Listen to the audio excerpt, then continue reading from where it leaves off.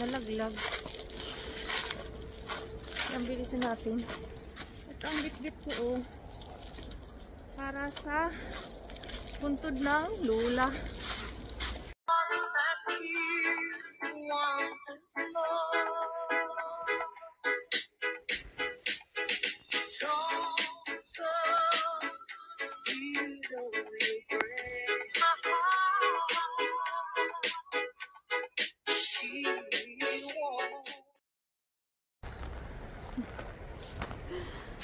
Tingnan mo guys, aakyat kami dito sa bundok. Tingnan nyo, oh.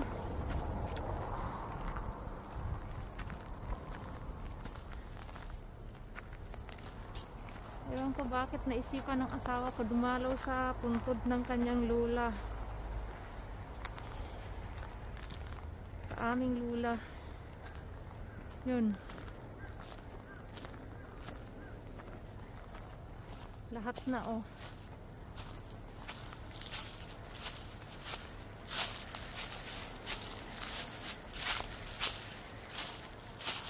Yan guys, pansamantala ang mga kiwi, ayan, oh, patay sila. Daming nalaglag kiwi, oh.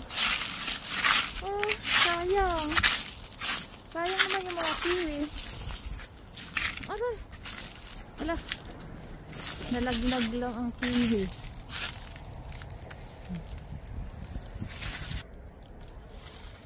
Ayan ang kiwi, oh, nalaglag. Ang bilisin natin. Ito ang bit-bit ko, oh. Para sa puntod ng lula.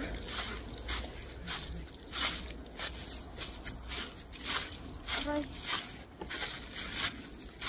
may mga chestnut tree pa.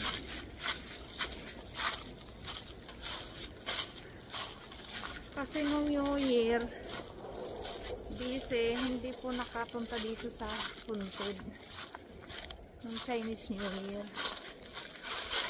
Kaya ayan. Yan, tingnan niyo po. Ang lungkot, oh. Ang lungkot ng kahoy. Tapos ang mga kiwi is patay din. Ayan.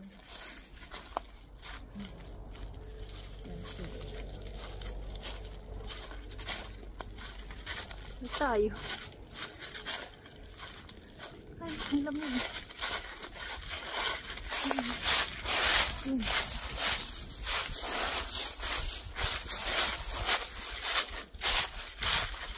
Nakakatakot dito ano, kasi ang pulit ang chestnut tree. Yung chestnut. Hala. Ay, nakakahilo. Okay. Ayun guys. Ayun guys.